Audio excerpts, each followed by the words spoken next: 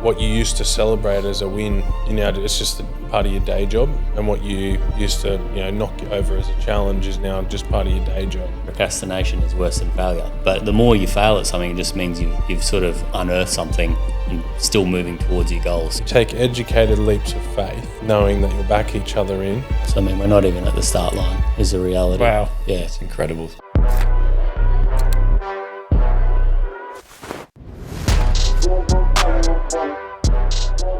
Welcome back to another episode of the How to Become podcast. We're your hosts, Harvey Rivers and Adam Powell. Today's one that I've really been looking forward to because I kind of see you guys being, hopefully, of us in the future. A couple of best mates who've had a crack, tried business, and now have absolutely smashed it. So we've got Ben McArthur and Powell, who run and the co-founders and directors of ARC Projects, Barger Family Office, and the many different entities and businesses under that. So guys, kick us off. Why did you decide to, actually even before that, how did the journey start? How did you guys meet? How did you become friends initially? Yeah, well, we've been friends since we were young tuckers, really, weren't we? We sort of grew up together on the Gold Coast, kicking the footy together, training together in the gym as we became teenagers. And then, yeah, from there it sort of all naturally rolled. I don't know, do you have any stories about any of that? No, I think... the downstairs gym?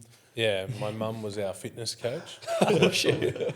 That's good. Yeah, so when we became friends, we had a little gym in the garage and a group of mates, we used to train in the gym. So Geordie would come round and my mum would put us through our paces. So when you're telling people, yeah, my mum's my trainer, it doesn't sound too good, does it? But she used to smash us. Yeah. So, yeah, that's sort of where it all started and just went from there. We, got our carpentry apprenticeships on our own, and then obviously Geordie, being slightly older, was already qualified, and then I got some experience away in another business, a large organisation, on the estimating and the project management side, and we just came together, and that's how ARC was born.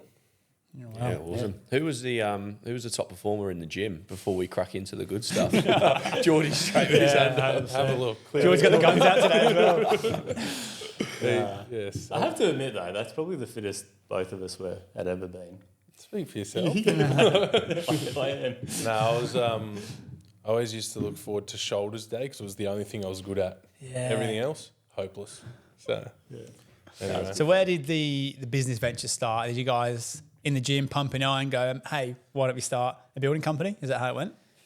Yeah, more or less is the reality. We were, as Benny mentioned, we were both doing separate things, working for different employees at the time. I had an opportunity to sort of head off and just do my own work.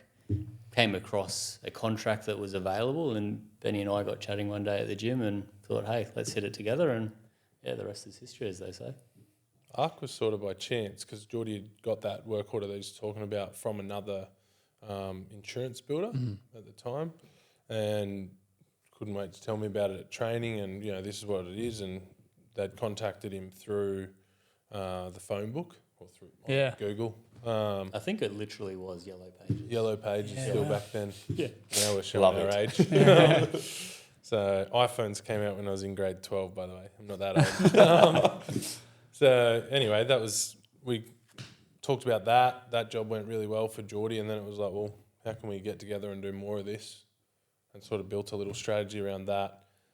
It happened that my father had retired as well, either that year or the year prior, and Mum had always done his books. So not only was she our gym coach, she then became our free admin assistant. She should be sat here. She's Have have a chair. to get her on the next episode. If you want the real stories, yes, getting up soon. So, I think Sue did a fair bit of heavy lifting and free labour there for a while. So Yeah. So were you doing the first few contracts alongside your kind of day jobs as well? More or less, I stepped full time into that business for the first few years to really get it out of the ground, and then Ben was an immense amount of support from the side, which was really good. But the first couple of years was just getting stuck into it and rolling out as many projects as we could. Built our first little team. Mick, who was the first guy outside of Sue to join the team, he still works with us today. Oh, you kidding? Does he? Yeah. Wow. Yeah, so it's really cool when you look back on those little things. It's pretty special. I remember telling Mick he had long hair, surfy kid from Palm Beach, Currumbin, And I remember trying to have a serious chat with him one day, and I said, mate, I'll know you're taking it seriously when you cut your hair. And he just refused. Like, he's like, nah, I'm not doing that. And he just kick on, and he was great chippy and great project manager. Obviously now in an operations role across the country, he's fantastic. But I reckon it took him 4 to 5 years to cut his hair, and then I knew we got him. We got him. Finally got him. Yeah. He's all in. Yeah, no, Mick's a great asset for the business, and he's obviously still with us, as Geordie said. Yeah. That's incredible. Now, what about the grand plan then? So did you start it going, okay, let's turn this into a family office with multiple businesses and let's go national? Was that the grand plan? No. No, we had a strategy to become a really good insurance builder up and down the East Coast. To say anything more than that was just fallacy. We had no idea how big it would get at that point in time. As you tick off milestones, it's funny, like what you used to celebrate as a win, it's just a part of your day job, and what you used to knock you over as a challenge is now just part of your day job. But if you'd known that starting out, you probably wouldn't have started. Yeah. And now to see where we've got to, you're only ever as good as the people you've got. I think that's really important to note. Is like Geordie and I, we'll bust our guts, and we feel we're reasonably good at what we do. But without Sue, without Mick, and then without all the employees after, and now you look at the guys and girls in senior leadership positions, you're only ever as good as the people you have. And I think that's really important to understand in business, because a lot of guys try and keep it to themselves. Just, you're not going to succeed doing that. So, yeah.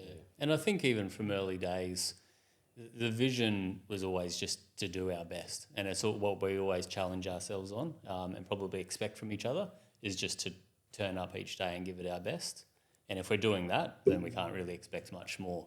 But, over the course of the years, a few things have grown. But, were they planned? Probably not.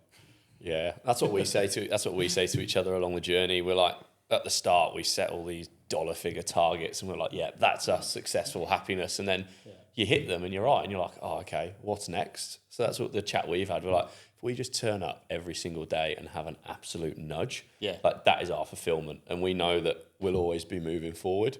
But I'm keen to know, it wasn't your plan from the start, but was there that penny drop moment, whether it was 1 year in, 2 years in, where you went, holy shit, we could be onto something here? Yeah, I reckon, I can't even remember the year. Call it 2016, something like that. We had a steak in a pub in South Melbourne. What? I was going to take it. So we were down in Melbourne. I was living in Melbourne. We obviously had the Melbourne office in Port Melbourne, so around the corner. And Geordie was down for a few meetings at that point in time. We had a steak, and it was this critical juncture in the business where it's like, you're no longer a family business now. You've got processes in place, you've got people across the country, you've got leadership teams. You're now responsible and accountable to those people to provide for their families. So it's like, well, what do we want to... We've sort of either got to hold ground and just keep it that size and be happy that that's where it's going, or embark on a journey to where we want to get to, which is ultimately, I think everyone, I get asked all the time, are you going to sell it privately? Are you going to list it publicly? What are you going to do? No, I'm just going to keep going with Geordie, and we're going to smash it as best we can. And we've obviously brought in other key people into the business now. You look at Aaron in the family office, you look at Sash in Ark and all he does across the country with operations and stuff. They're vital to the success of the business. So it's way bigger than just Geordie and I now.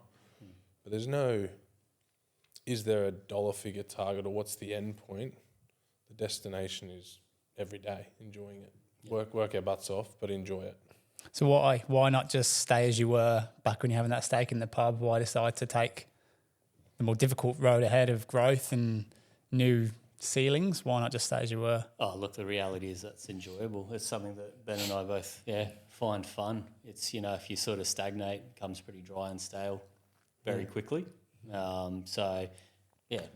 by nature we're people that are always going to challenge ourselves. So yeah, just go for the ceiling, I reckon.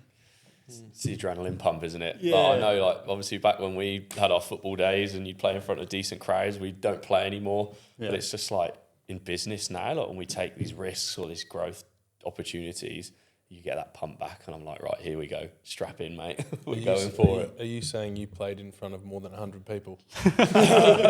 Yeah, a couple of times, mate. Yeah. But 100%, there's that risk element, yeah. And it's like, as long as it's calculated and you feel like the chips are with you, yeah, why not go for it? Yeah.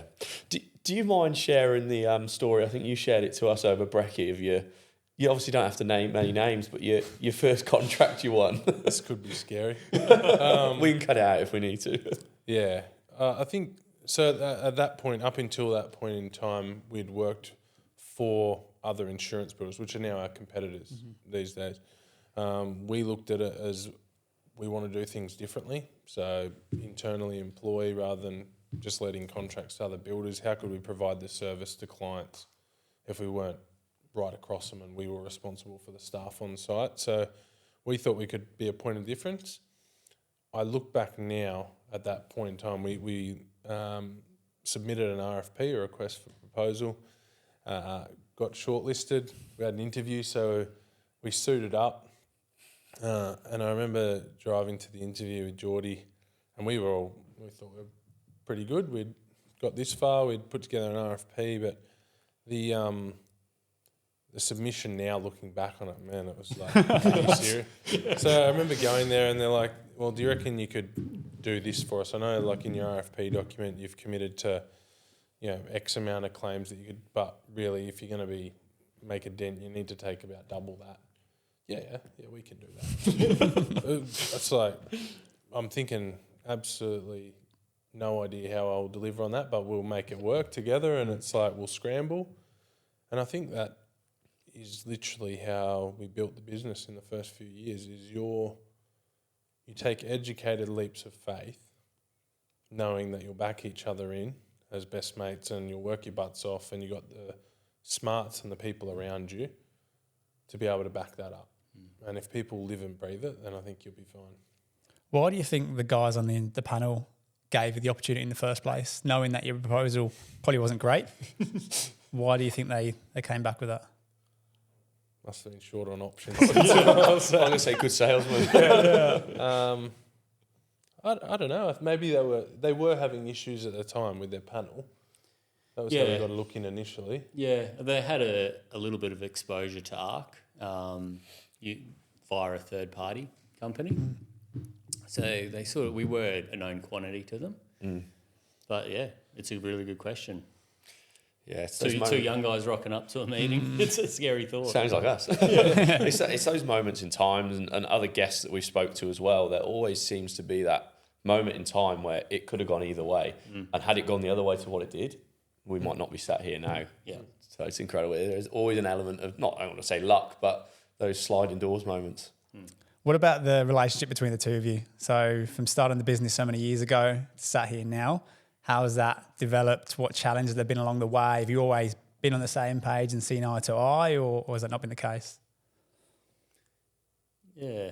You can cut that bit out. No, we've maintained a really strong friendship. If anything, it's flourished. I mean, we were really close friends prior to business. I remember when we started business and you officiated and you do all the boring legal stuff. When we completed that, we actually wrote, and we've still got it, we actually wrote a handwritten letter that we actually put on top of the document that basically outlined that regardless of whatever happened, whatever the future held, at the end of the day, we still wanted to walk away being best friends. Wow. And it's funny because we don't refer to the piece of paper, but it comes up in conversation in just general meetings from time to time, and people actually look at us like we're sort of the odd couple, but it's if that's your principles and your moral compass to what we're trying to achieve, I mean, it's worked for us. And I honestly do say that. Our friendship has flourished. We're both, we were young tuckers back then. We've both got families and kids now.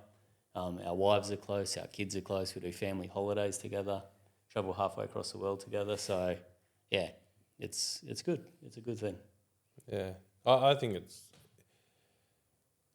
it's difficult to reflect on because it just seems so normal to us. But I understand from the world's perspective that I actually, to give you an idea, I couldn't tell you where our shareholders' agreement is. I honestly don't know. I know our legal firm keep a repository of that stuff, but if I ever need it, I'd need to ring them to get it. It's like, it's never been something I've had to look for or even think. We don't even think about it because you just go and have a discussion. If you didn't agree on something, I think Geordie brought it out just before, goes back to what's your morals? We set out on a journey together. It's like a marriage. That's the reality. Like when you're married, do you always agree on everything with your wife? No, you don't. But do you give up on a marriage as soon as you don't agree on something? Absolutely not.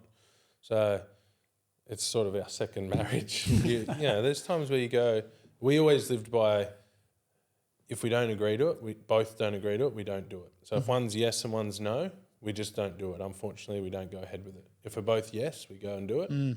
Or we're both no, we both don't. But if one's yes and one's no, then we don't do it. That's just always been the baseline of, you don't need a shareholders agreement to tell you that. That's just what our agreement's always been. So yeah. But we always, Geordie has really strategic, visionary ideas for the business, and they're life-changing in terms of, or life-altering in terms of the way they can take the business. I back him 100% on that sort of stuff. And if it's the other way around, I know Geordie's got my back. Do you always sit in a meeting and go, I think that's a good idea? No, it's like, sometimes it's like, what? Are you on a different planet, man? But it's like, that's got nothing to do with whether you're friends or not. Yeah. We're really, really good mates. And I love that now our kids are good friends. That's incredible. Yeah. Our wives are friends. It makes things a lot easier. That's all. Yeah. Do you think it gives you the edge above some of your competitors? Because I know in our journey, obviously at a much, much smaller scale, we've definitely found that it's helped us stand out from the crowd. It's a cool story that we've got, the energy, the camaraderie, both externally and internally. It's awesome and it works for us. Do you feel the same in your space? Yeah, I think it's a game changer, whether it's up against our competitors or not, but just for us to, the strength of two is always going to outweigh the strength of one. So if you've got two people and for that same goal, you're always going to outweigh doing it alone. Yeah, absolutely. I know with us, we've kind of fell into certain roles within the business, naturally her personality or even whatever someone else doesn't want to do. Harv's a lot more analytical, detail orientated, slow, essentially. Whereas this guy just fucking makes decisions and doesn't even think about it. So if there's little micro decisions that just need to get bang bang, I just kind of jump on them. They're done. The consequence, if they're wrong, is not that impactful. Yeah. If it is, we'll just fix it. In his mind. Yeah, that's it. Whereas on the flip side, if it's something a bit more that needs a bit more consideration or it's a bit more longer form, Harv naturally takes that way, which we've done a bit of personality testing and that pretty much sums up as well. Yeah. What about for the two of you? Is it a similar story or who does what? Oh, 100%. You've got to play to each other's strengths. Benny is 10 times the manager that I'll be. Thrives in that forum and that scenario, managing people and leadership. Yeah, he's got it home and hosed there. The visionary stuff, the strategic thing, that's where I just naturally enjoy and where my brain will naturally go. So, yeah, pretty early on in the piece we figured that out and we didn't really quarrel over it. So, thankfully, because, it'd be like backing up a honey badger against the wall if you put me in front of, 100 people to manage. But, yeah, we work to our strengths. Yeah, it works. And if it changes, like there's times where the business needs mean that role, slightly have to change what we do from day to day or whatever. It is what it is. But we just play to our strengths. Like Geordie said, strategic, visionary sort of stuff, that all comes from Geordie. Any of the ideas that we've come up with, they all come from Geordie. Operationally, they usually come through me. Like that's my role in the group and that works for us. Yeah, it's good and it's so important to have that conversation between you. Like we did it when we decided to grow a team. We were like, okay, things are going to change. Where do our roles sit? And we've definitely found the benefit of doing that and playing to our strengths. We actually did an exercise yesterday with Matt Cossins as a coach we started to work with. This actually broke my heart a little bit. So me and Harvey had to write I am on the board and all these words about us, right, really get deep. And then Matt got the team to come in and add one thing. Harv's words, supportive, caring, family. Mine was like leader, leads by example. Hang on, wasn't there black and white on Black there? and white. Black and white. I was like, come on. Which, like, as much as I'd love to be seen as a bit more caring and supportive, I think I am in my own way. Whereas Harv's a lot more daddy vibes, right? And on the Jesus Christ. on the Say that. We've got a team of women. oh yeah, there's a lot more fatherly, right? He's nurturing, definitely better from taking them from. I see that. I see the nurturing side. Yeah, thanks, mate. Thanks. Yeah, he's just a dick. He's what you. But it was really interesting to see their opinion, right? Because you try and, well, I think we try and be everything to everyone. So I've tried to manage, mentor, and train. Maybe not as much as Harv, but seeing that he naturally just aligns with that role way better was really interesting to get the feedback from the guys. Yeah, he's just happy he doesn't have to manage anyone or train anyone. That's what it is. One thing I'd love to know, were there any things you did early on, like when you went through this growth, where you look back now and go like, holy shit, what a mistake that was, or what were we thinking when we did that? We definitely didn't say that because we don't swear, but Sorry, gent. yeah, there's plenty of things we look back now on and laugh at. Like, Yeah. I can't believe we made that decision then. There's plenty we got wrong. I think that's important. Like, people will look at, they'll have an idea in their head of what it is or what it isn't. But along the way, you always get things wrong. But procrastination's way worse. So, we just we consider it, we make the best decision that we think is right at the time, and then push forward with our senior leaders in the group. Whether that's Scott in Modus, Gary in Loop, Sash in Arc, or Az across the group and the family office, they're obviously right across it as well. So you're considering it's not like we just say which way to go and that's the way we go. I think there's a lot of benefit in consultation, not dictatorship. So. Yeah, there's nothing really standout that we've necessarily failed and regretted. Mark Zuckerberg talks about a lot about failing fast. And because procrastination is worse than failure. But the more you fail at something, it just means you've sort of unearthed something and still moving towards your goal. So having that mindset, I think, has been really a strong point of ours. But it comes back to our relationship. We have the respect and the trust in each other. So, not everything has worked out. Can think of a few that pop to mind that we've sort of had a look at and probably wasted a few hours or a few days on. But at the end of the day, I mean, it's all part of the journey, right? So, and if we hadn't done it, you'd never know. We had, obviously, Alex Rance on the podcast last week, and you guys know very well, one thing he said was, if you want to be the best of the best at something, other parts of your life kind of have to suffer by default. So getting to the stage of business where you're at now, how have you maintained the balance in family life, in fun, in your friendships, whilst also, I guess, striving to build the business that you have? I reckon he's right, and he obviously comes from a place of experience. Know him pretty well. But I think one of the keys is that work isn't the most important. That you can't let work define you. We will go to work and try our very best and be the best we can be at work. But it's not the most important things in our life. It's actually not even the second most important thing. So like for us, spiritual things are first, our faith, our families, and then there's work down here. So it's like work is huge. We want to be the best at everything we do. I'm not even going to shy away from that, but not at the sacrifice of those first two things. It's there's been times in your life where you're like, man, I'm just working for what financial gain, or if that's what you're pursuing for happiness, it's going to be a really sad life. I think a happy family life and for us, our faith and hope in the future is what keeps that's where happiness is found for us. Yeah, having a real definitive view on your life's purpose is key to finding that balance, 100%. Yeah, it's definitely a journey we've gone through, isn't it? I remember we set, like we said early on, year one, we set that dollar figure target and we hit it. And we're just like, okay, it's great, but what does it mean? And we did a lot of work with a lady called Jess Cameron, who's an awesome like mindset and performance coach. And she really dug into the why. So it's like, okay, I want to make this amount of dollars a year. All right, yeah, but why? Okay, so I can support my family, so I can pay for mum to come out over here whenever she wants. And I think when you attach the real why to the work you do, it's so much easier to walk through the door in the morning and feel like you've just got purpose. Yeah, 100%. And did you find as well, doing that mind shift and not necessarily always looking at the destination but the journey, that a lot more enjoyment comes out of each and every day? I find I enjoy Harwell way more now because it's bigger than just us two.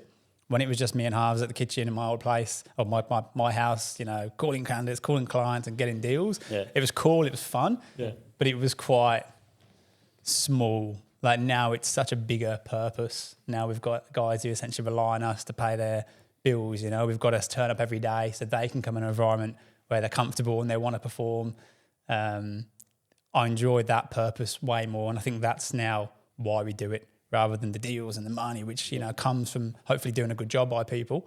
It's really the ongoing journey and seeing those people in the business do well and grow and see them absolutely love it. Yeah. Have you kind of had the same realisation when you went from the two of you and Sue to taking on a few more people as well? Hi, I'm Yas Madbouli, founder and CEO of Serving Our People. Serving Our People is a general charity. We're a delivery and logistics charity that has started in 2020 to help with the pandemic and the disasters across the country. We are helping very largely in food insecurity. We've got 3 people's markets to help people to come and get much needed goods when they need it. We operate in Southeast Queensland and Northern New South Wales, and we're expanding beyond. Please come and support us on sop.org.au. And we're very thankful to be a partner with this amazing podcast. I'd have to ask Sue if she felt the same about me. But I reckon a real turning point for me was having kids. Okay. Like for Al and I, we're about to celebrate our 10th wedding anniversary. Wow. And I'm closer with her now than I even was back then. She's my best friend and I love her dearly. But the moment we had kids, your life's not even about yourselves anymore because now you're living to bring these children up by, you know, the morals and the standards you want to bring them up by, how you want to train them. They couldn't care. They're not going to track your timesheet or see how many hours you work. They just see Dad. Is he loving? Is he around when I need him? Supportive? Am I brought up in the right way? It's I reckon having kids is a game changer for the better. Takes you out of your own self and you start to look at things a bit differently as well. Yeah, we're both quite fortunate. We've come from really good families. So both our families are ones where Dad was around and, you know, it was always there straight after school, go kick the footy, go down the creek, or, you know, all those cool childhood core memories that you sort of hold on to. So bringing that now full circle back into our lives as we're both now dads, it's super cool, eh? Like being a parent is one of the most awesome gifts that you can really go through. I've got 2 boys, so it's like I just love it. Absolutely love it. Yeah, I think me and Ads were having an emotional chat after 25 beers the other week. And he said one thing since I've had Blake, my little girl, just over 18 months ago. He's like, the one thing, mate, he's like, you just show up every day. Like, you don't know whether you've had 2 hours sleep or 8. And similar to what you said, I'm just like, when you have a child, it's so difficult to explain, but something changes and you just find like another level. But it just seems effortless at the same time. Yeah, you may as well sell the TV because you never get to watch it. Yeah, she goes to bed at 7:30. I think I go to bed at 8. So what have been some of the challenges then of running a large business? The two of you very well connected, which is great, good people around you. It's still not all rainbows and butterflies, as we know. So what are some of the consistent milestone challenges you've come over? What are some consistent challenges today that you come up against? Yeah, probably prioritisation of our time has been really key. It's something that we continually monitor to make sure that we're keeping that balancing because we've got other things in our life, as Benny mentioned. But, you know, if we're talking specifically work, there is only so many working hours in the day. We turn up and we give it our best and work as hard as we can. But having competing priorities, knowing each other's schedules, but also giving each other the freedom to just be able to go what we need to go do personally within work. That's something that probably more than anything commonly is just something that we regroup and just go, alrighty, like how do we just shift our time so we can cover most ground, because within the group now there's a few businesses which are passionate about each and every one of them. So it's just for each and every day, where do we spend that time? Yeah. Get the best bang for buck. How do you spread yourselves across those businesses in the group? Is there like, 2 businesses that you look after, for example, and Benny does the others? Yeah, well, over time, so one of the businesses is Loop, which is the software for construction companies. So I generally spend a lot more of my time in that business, where Ben will spend more time in ARC projects. Outside of that, we have incredible individuals that lead each and every one of those companies. So even Loop, Gary takes a full-time role in leading that company. So we're very privileged that we've got these exceptional human beings that run these businesses. I think if you use Modus as an example, like Scott runs and owns that business wholly and solely. He is doing an amazing job, and Scotty will say himself, do you always agree on things? No, but we back him 100%, and we got together and formed a partnership because we thought he was the right guy for the job, and he's done a fantastic job. So I think for all the, I guess, dilly-dallying over decisions and what's the right decision to make, overall, we're very, very happy with the senior leadership team we have, and for that, we're extremely thankful. So we're not at a stage where we're handing over control or power yet. Whether we ever will, I'm not sure. But when you first put the senior leadership team in place and you had to really delegate and give away some of your responsibility and power, essentially, how was that? Because I think that's something I'll struggle with a little bit. It took us a little, like most of these guys we already knew for a long time. Like if I think of Sash, I'd obviously worked with for a number of years. Scotty we knew previously for a number of years as well. Gary, known for 15, he's known me since I was a little boy. Oh, wow. But for 15, 20 years. Az was probably the one we didn't know. Like if we talk about in his role as the group CFO and across all the entities, it took us 9 months to find the right guy, and Az can confirm this, but I don't think he ever sent us a resume. It was just we met him on the other side of the fence. Okay. After he was at CBA, and straight away I said to Geordie, I said, that's our guy. Like, I think that says a lot. So you go, what was the trigger? How did you know? Obviously extremely driven, individual, hardworking, but sport, there's a lot to be said for playing semi-professional, professional sport, because athletes have to give up a bit to achieve something. So you look at, you had Alex on last week, and not necessarily the things he wanted or needed to give up, but something had to be sacrificed to get to his end point, which at that point in time was AFL. But I think elite sportsmen or semi-professional even sportsmen have had to go through the ups and downs, but also the sacrifice. So that for me is one key thing I always look at, is if guys have played that sort of level of sport, they're normally used to the angst and the trials, and then obviously what success looks like, and then how you go to the next milestone and the next milestone. So as a tick all those boxes, for example, as well as the sport element, which is sort of and that's why we said, that's our guy. And we didn't see a resume, did we, from Az? I'll have to get it off him. Yeah. See what he's done. Verify that job at CBA. 9 months, that's an incredible amount of time to be patient in finding the right group CFO. Some would say you would have needed one of the Gold Coast leading recruitment agencies to help out there. Some would say you probably just when you got new and you were just holding on. Was there any doubt along the way going, are we being too picky?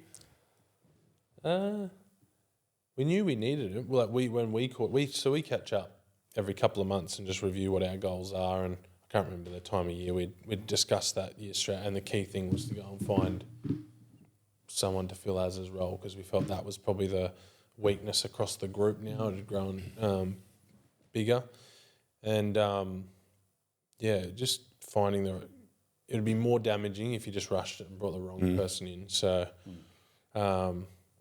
We went on search. Obviously, Gold Coast Best Recruitment Company didn't exist back then, so we couldn't ring them. So anyway, that was a journey that we went on. But I think we're obviously extremely happy with the decision. So he's a legend. Yeah, he's a great man. And that's kind of how all this started, to be fair, Harvey. You probably want to share that cute story of how we actually got to be sat down with Benny and George. What, Azza? Yeah. Yeah. I think I first met Azza back in the Hayes days. And we went for a coffee. And I think he said at the end, he's like, so when are you going to go do this for yourself? And I was just like, oh, shit, maybe we should. And I think Azza was at a party, and then that's how we decided to launch into it. But he's been awesome for us. Like, he's been vouching for us since day one, and obviously now brought us in and welcomed us with yourselves into the office, which has been incredible for us as well. Yeah, big time. Then let's talk about culture. So you've got a big beast of a business or a group of businesses. How do you maintain, and I guess I'll jump in again, so the culture of the office is awesome. Like, we're in there every day, right? We see it. People are engaged, people are happy, people are really bought in to what's going on. And there's the ping pong table and F1 simulators and a gym for sure. But I think that's almost the cherry on top, right? So how have you created that culture in such a big group with different businesses within it? I'm not sure we've created it. I reckon the business heads have created it. We're very thankful that we've got the people we've got. I go back to, you get the right people. Mm-hmm. They will empower their people down the line, but then obviously with that comes responsibility and accountability. And if people are accountable and they're smart enough to do their own job, if they've got a 5-minute break where they can play a mate in a game of ping pong or jump on a simulator over a bite to eat at lunch, and half the time they're there with a client anyway. Like, it's a BD thing. So I think everyone can manage themselves if they're given a clear job description. They're given the responsibility, because with that comes accountability anyway. I think if you try and micromanage people, you're going to get nowhere. That's just our belief anyway. Yeah, no, that's right. I think that people do it well for themselves, to be honest. And it's sort of quite funny when the standard is there, it's like the group doesn't want it to obviously lower itself. So it's almost like that cultural standard actually keeps raising the bar, which is really interesting just to observe, I suppose, over the years. It's like it has been something that we've been very mindful of, even from the early days. Sue was a great advocate for team culture. Awesome. But yeah, the people themselves, I mean, they bring the joy, so that's good. Now let's talk about the office, because I think Ads has undersold it there. This office is incredible. There is a high-level gym that is better than most CrossFit gyms I've walked into on the Gold Coast. There's a golf simulator, which our head of trades and labour spends way too much time on. There's F1 car simulators. Is it a fighter jet simulator down there as well? Yeah. Flight simulator. The ping pong table. Whose idea was that? Did that all come at once? Was it kind of like we got the ping pong table first and then added the rest? No, it sort of all came at once. It was good. It was good. When we moved into the new office, it was a big thing for Benny and I. You spend lots of hours at work. You know, you want to enjoy your time as well as actually bunker down and get work done. Fitness has been a huge key principle within our lives. So when you think about our faith, our family, our fitness, our personal fitness is actually something huge that we challenge each other on different things throughout the year. You're into your high rocks at the moment. Yeah, I've done a little bit of CrossFit over the years, so yeah, it was pretty much a no-brainer that there was a decent gym going in. I think fitness is key to mental clarity as well. Like, you want staff to be physically active because that contributes to mental activity too, and positivity. Like, if you get into work at 7 o'clock and you've already trained in the morning, you've already made your brekkie, you've done a few. They talk about a lot of these leadership things that Alex might have even talked about in his. Is they'll teach you to get out of bed and make your bed, because at least then you've won the day. You've ticked off. You get straight out of bed. The first thing you do is make your bed. Now, combine that with get out of bed, make your bed, do some exercise, spend some time with the kids. By the time you've got to work, you've already won the day. You can't lose, can you? It's I think physical exercise is the most underrated thing for just people in the world generally, regardless of faith aside, because we believe that's the most important thing in people's life, to give them genuine happiness and joy. Physical exercise just puts you mentally in the right spot.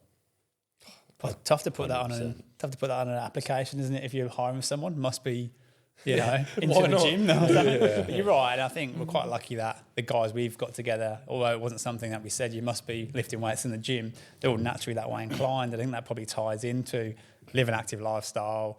They get up in the mornings, the group chat's firing at 6:30 with people walking their dog and doing silly things, right? But it's all feeds back into that culture, which is really cool. And I guess even to the actual benefits to the employer, it means they're going to be less sick because they're typically healthier. It means they're going to look better, which is a little bit vain, but it's important in sales roles potentially as well. So it all just ties in, right? I don't even think so. Personally, for us, it's not got nothing to do with the looks. It's more about. That's not what you said earlier. the active lifestyle. Like you think about out walking your dog, you're out in nature.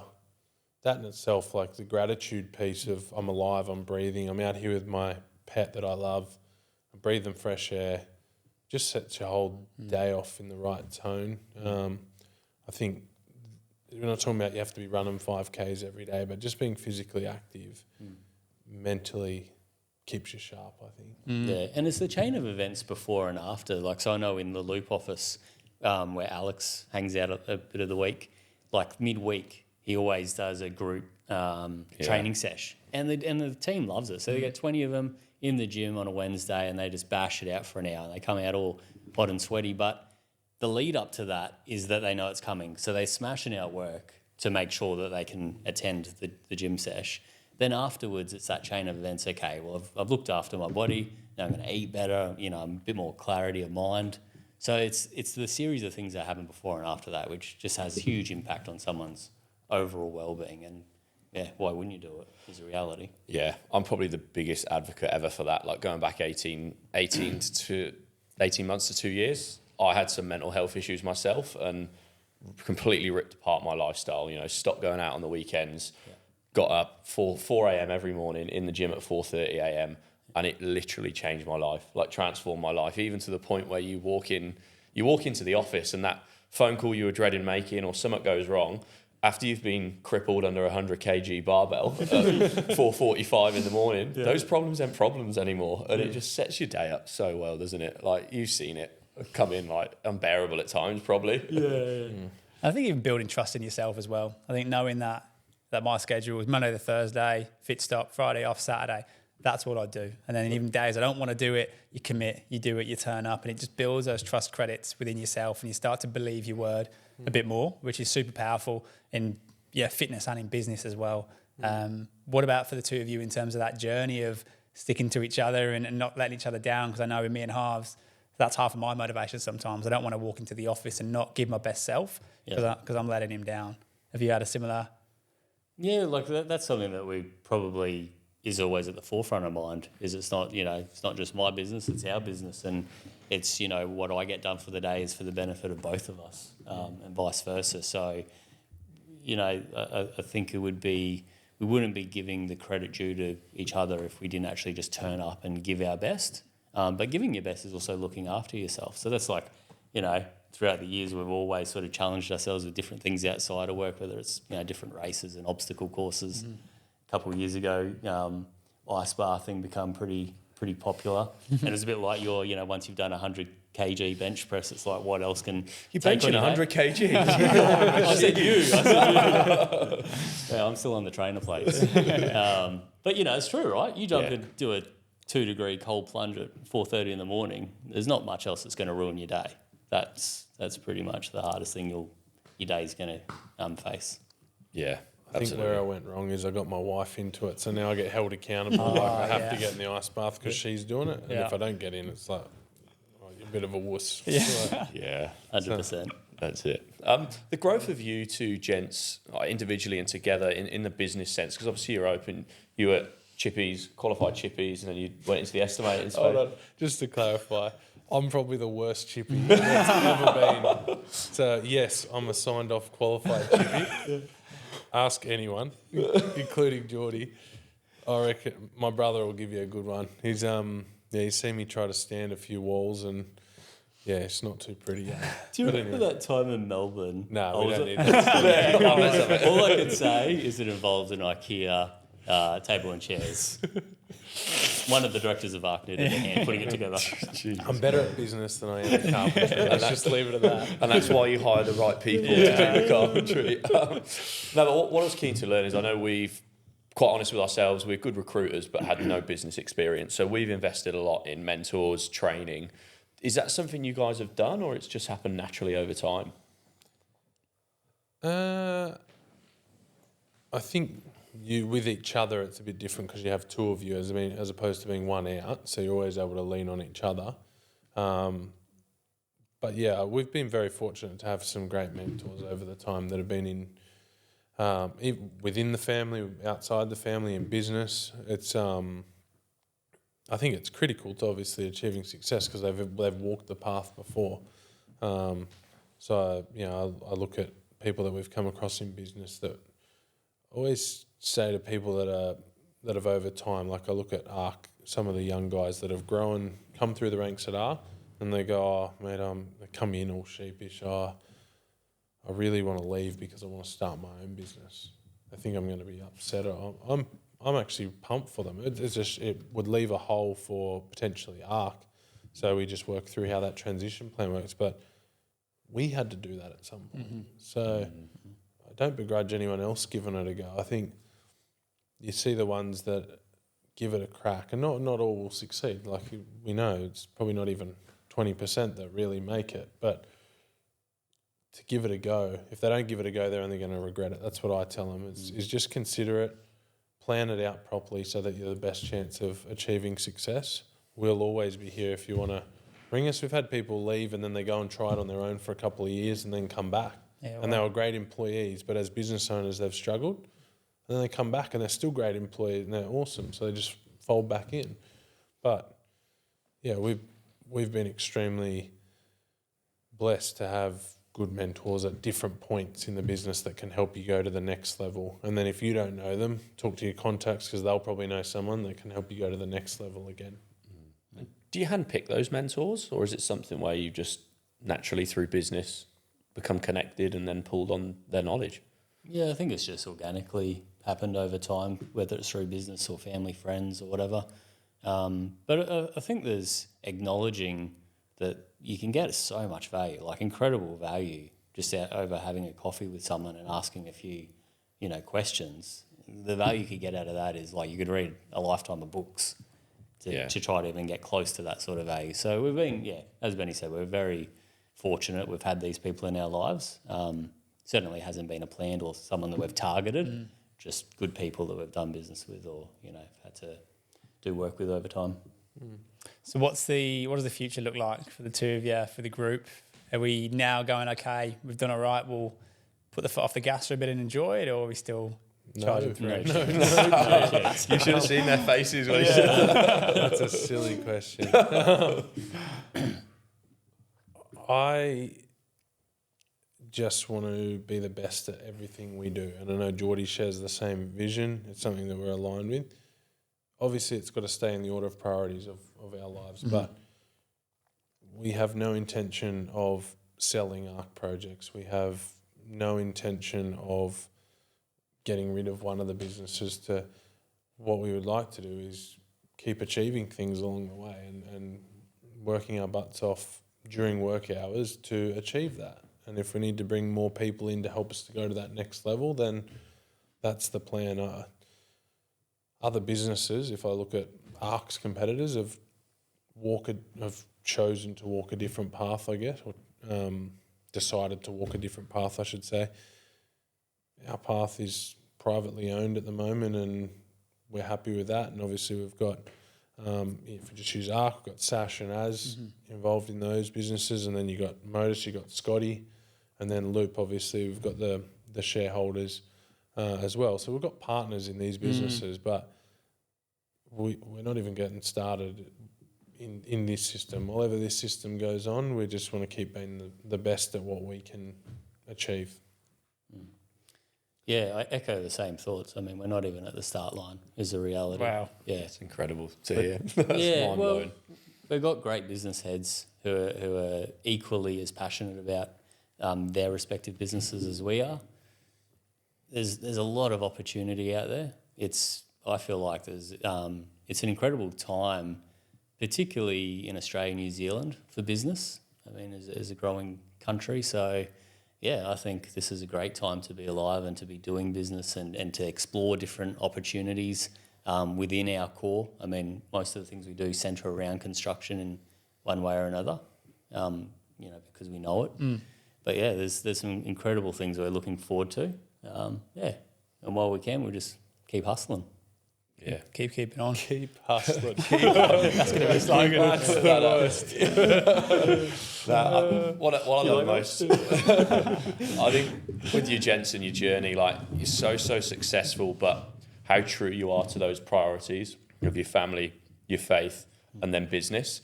And to stick to those priorities, has there ever been times where you've had to walk away from potential deals or revenues to keep that in check?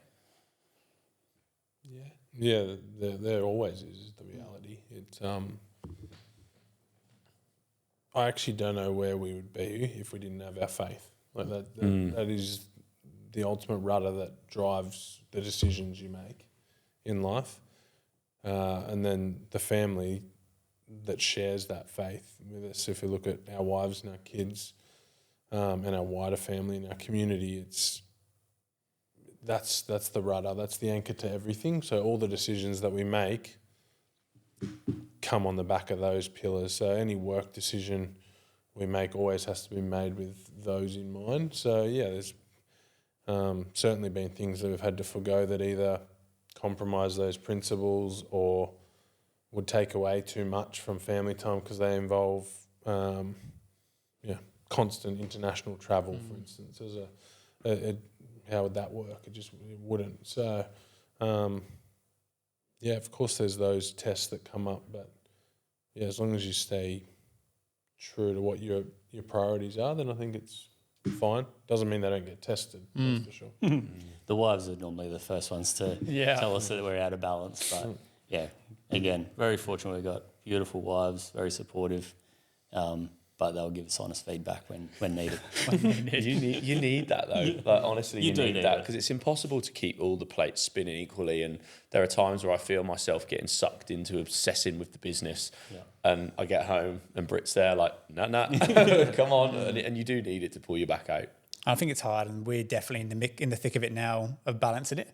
It's like we have to not prioritise, but spend a lot of time on the business so we can provide for family, right? But when do you stop prioritising the business? When do you stop prioritising family? How do you get the balance right? I think that's something we'll just keep rolling with the punches as time goes on and trying to, deep down make the best decisions at the time and hope you get them right. Yeah, and that's all you can do. But the reality is once you find that balance, you quick when you're very aware of where the balance is at its truest, and you can do your best work across all the different things you're trying to achieve in life. You very quickly identify when it's out of balance and it's off kilter. And although you might be going, I'm giving work 100%, but sadly family life is suffering, well, you might be thinking you're doing better for work, but you're probably not. It's when everything's balanced. If you've got back of house all sorted, if your family's sorted, your faith and fitness for us, the rest will follow. I like the way you mentioned where you feel like your faith is a big part of why you've got to where you are today. Why do you think that is? Is it because it's core values or principles that it's taught you? Your faith isn't going to ultimately mean you're successful, because in the eyes of the world, success is based on money. Majority of the time, material possessions and money. Vanity metrics. Correct. That's not what success looks like to Geordie and I. By default, the principles and the moral compass by which we're guided by helps us make really shrewd decisions. That, yes, okay, if that helps you get to a good place in business, that's awesome. But that can all be worth. Let's say Australia breaks out in civil war tomorrow. It's all worth nothing. Or like the Greek banks, they go bankrupt and everyone's only allowed to withdraw a certain amount each day. You, me, or the man that's unfortunately homeless down the street, we're all equals again. Who said we weren't equals to start with?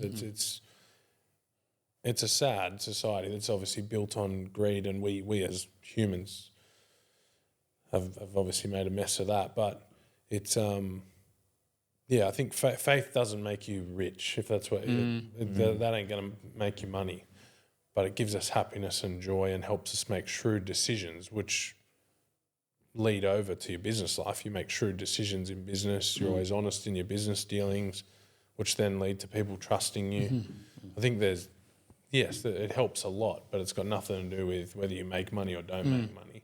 It's just your anchor that gives you actual purpose for life, joy and happiness. Yeah. It gives us clear perspective.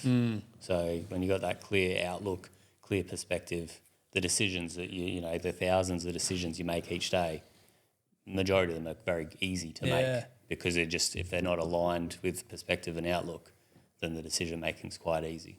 So I love that. Now, we've got a bit of a tradition here where before we wrap up, we ask if you can give yourself a bit of a word of advice from the very start of the journey.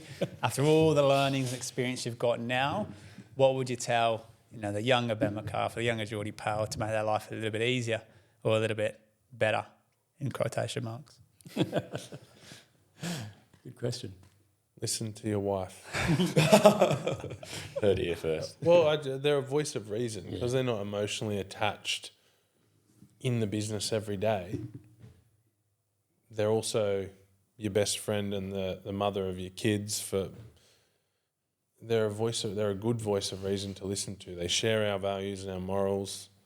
They see you more than anyone else. They know more about you than anyone else.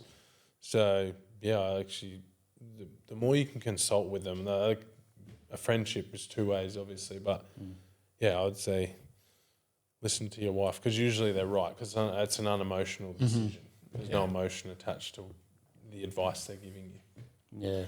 Yeah, something that Renee's really helped me work on over the years is just being present in the moment, because like we've discussed, it's like work can be, even if you put it in its box, I mean, as a business owner, the mind will continue ticking the moment you leave the doors.